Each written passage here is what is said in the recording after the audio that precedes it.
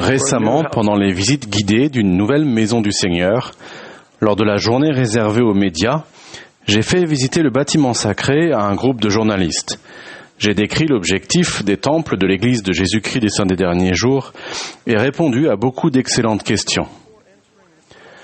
Avant d'entrer dans la salle céleste, j'ai expliqué que cet endroit de la maison du Seigneur représentait symboliquement la paix et la beauté de la maison céleste dans laquelle nous pouvons retourner après cette vie. J'ai fait savoir à nos invités que nous devions rester silencieux dans cette salle, mais que je répondrai avec plaisir à leurs questions durant la suite de la visite.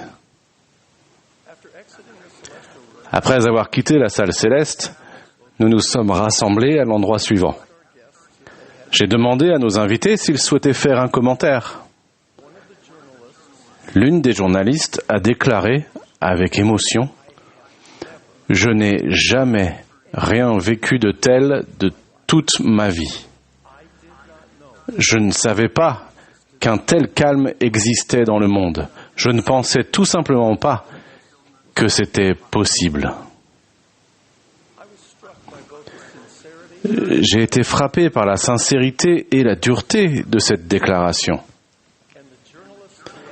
La réaction de la journaliste a mis en lumière un aspect important du calme, à savoir le fait de dépasser et d'éliminer l'agitation de notre environnement extérieur.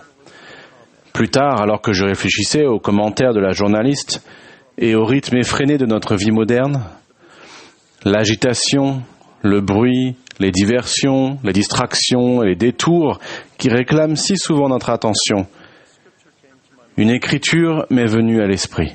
« Soyez calmes et sachez que je suis Dieu. » Je prie pour que le Saint-Esprit éclaire chacun d'entre nous, tandis que nous envisageons une dimension plus élevée et plus sainte du calme.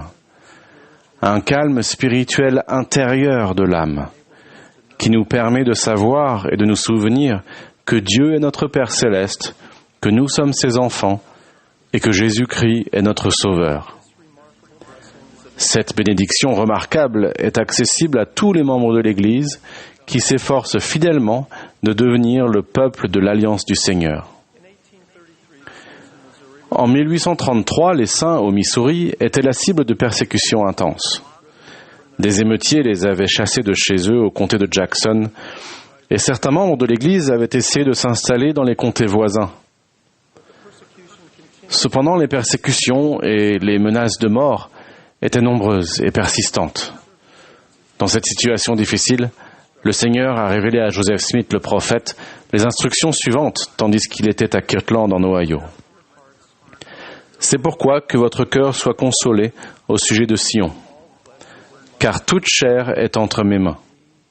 Soyez calmes et sachez que je suis Dieu. » Je crois que l'exhortation du Seigneur à être calme va bien au-delà du simple fait de ne pas parler ou de ne pas bouger. Il nous invite sûrement à nous souvenir de lui et de son pouvoir et à nous remettre à lui en tout temps, en toutes choses et dans tous les lieux où nous sommes. Ainsi, l'expression « soyez calme » peut être une manière de nous rappeler de nous concentrer sur le Sauveur, la source ultime du calme spirituel de l'âme qui nous donne la force de faire des choses difficiles.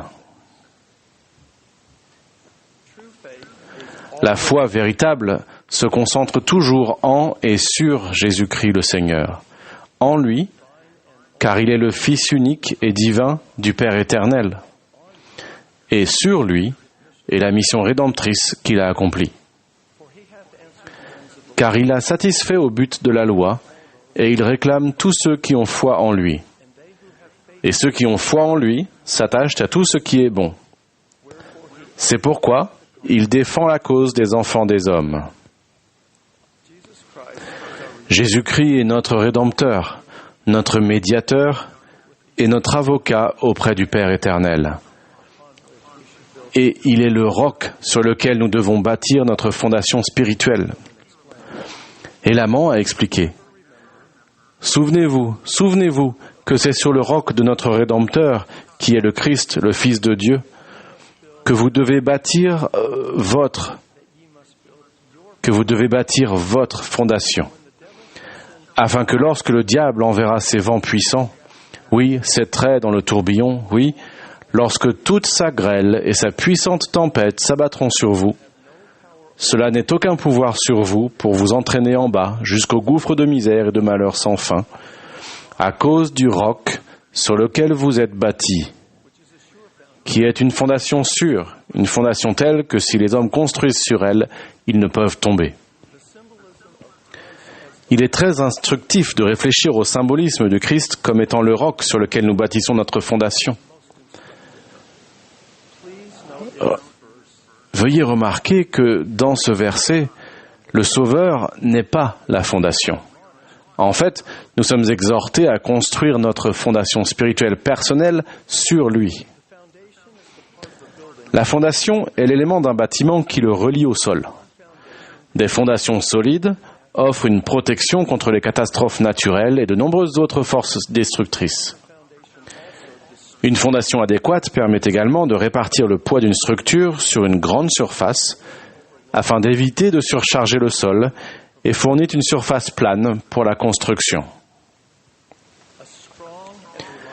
Pour qu'une structure reste solide et stable au fil du temps, il est essentiel qu'il y ait un lien solide et fiable entre le sol et les fondations. Dans certains types de construction, on utilise des chevilles d'ancrage et des tiges d'acier pour fixer les fondations d'un bâtiment au soubassement, la roche dure et solide située sous les matériaux de surface comme la terre et le gravier. De même, notre fondation doit être reliée au roc du Christ si nous voulons rester fermes et inébranlables. Les alliances sacrées et les ordonnances de l'Évangile rétabli du Sauveur sont comparables aux chevilles d'ancrage et aux tiges d'acier qui relient un bâtiment au soubassement. Chaque fois que nous recevons, nous souvenons ou renouvelons fidèlement des alliances sacrées, notre ancre spirituelle est fixée plus fermement au roc de Jésus-Christ. C'est pourquoi quiconque croit en Dieu peut espérer avec certitude un monde meilleur, oui, une place à la droite de Dieu, espérance qui vient de la foi et constitue pour l'âme des hommes une ancre qui les rend sûrs et constants, toujours abondants en bonnes œuvres, amenés à glorifier Dieu. De manière progressive et croissante, dans la suite des temps, la vertu orne sans cesse nos pensées.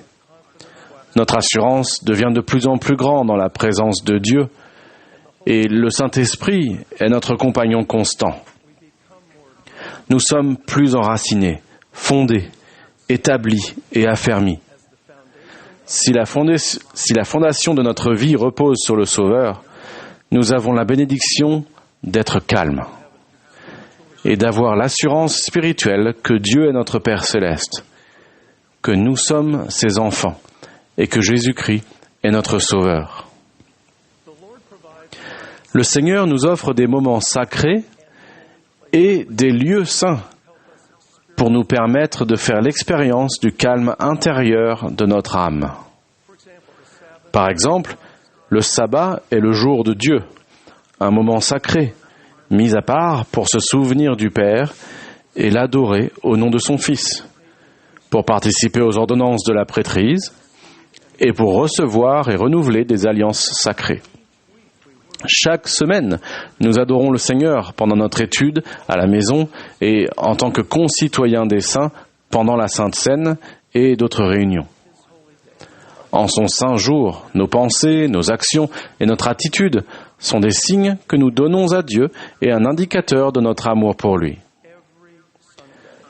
Tous les dimanches, si nous y sommes disposés, nous pouvons être calmes et savoir que Dieu est notre Père céleste, que nous sommes ses enfants et que Jésus-Christ est notre Sauveur. Un élément central du culte du sabbat est d'aller au saint jour du Seigneur à la maison de prière et d'offrir nos sacrements. Les maisons de prière dans lesquelles nous nous réunissons le jour du sabbat sont nos églises et d'autres lieux désignés. Des lieux saints de recueillement, d'adoration et d'apprentissage. Chaque lieu de réunion est consacré par l'autorité de la prêtrise comme un lieu où l'Esprit du Seigneur peut demeurer et où les enfants de Dieu peuvent parvenir à la connaissance de leur Rédempteur. Si nous y sommes disposés, nous pouvons être calmes dans nos lieux de culte saints et savoir avec plus d'assurance que Dieu est notre Père céleste, que nous sommes ses enfants et que Jésus-Christ est notre Sauveur. Le temple est un autre lieu saint, spécifiquement mis à part pour le culte et le service à Dieu et l'apprentissage des vérités éternelles. Dans la maison du Seigneur, nos pensées, nos actes et nos vêtements diffèrent des autres endroits que nous fréquentons. Dans sa sainte maison, si nous y sommes disposés, nous pouvons être calmes et savoir que Dieu est notre Père céleste, que nous sommes ses enfants et que Jésus-Christ est notre Sauveur. Les principales raisons d'être des moments sacrés et des lieux saints sont parfaitement identiques. Concentrer notre attention de manière répétée sur notre Père céleste et son plan, sur le Seigneur Jésus-Christ et son expiation, sur le pouvoir édifiant du Saint-Esprit et sur les promesses associées aux alliances sacrées et aux ordonnances de l'Évangile rétabli du Sauveur. Aujourd'hui, je vais répéter un principe que j'ai déjà souligné.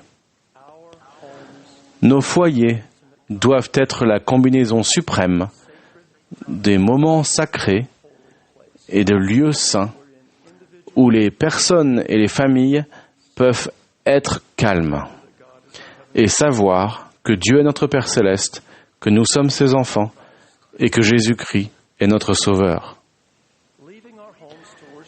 Il est bien sûr essentiel de quitter notre foyer pour adorer Dieu le jour du sabbat et dans la maison du Seigneur.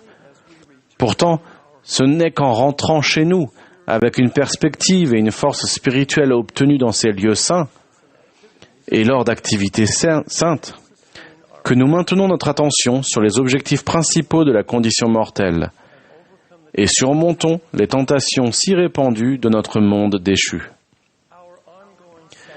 Nos expériences constantes, le jour du sabbat, au temple et au foyer, nous fortifient par le pouvoir du Saint-Esprit, par un lien d'alliance permanent et plus fort avec le Père et le Fils, et par une espérance d'une pureté parfaite dans les promesses éternelles de Dieu. Si le foyer et l'Église sont réunis en Christ, nous serons peut-être pressés de toutes parts, mais non réduits à l'extrémité dans notre esprit et notre cœur. Nous serons peut-être dans la détresse à cause de notre situation et nos difficultés, mais non dans le désespoir. Nous serons peut-être persécutés, mais nous saurons que nous ne sommes jamais seuls. Nous recevrons la force spirituelle pour devenir fermes, constants et fidèles, et le rester.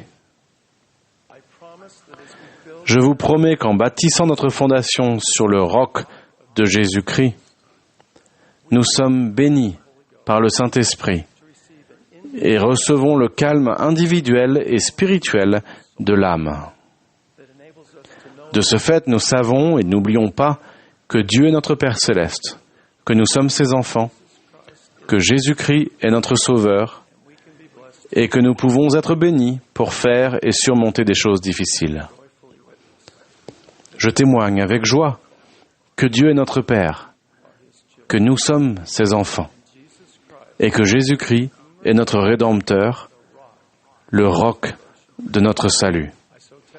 J'en témoigne au nom sacré du Seigneur Jésus-Christ. Amen.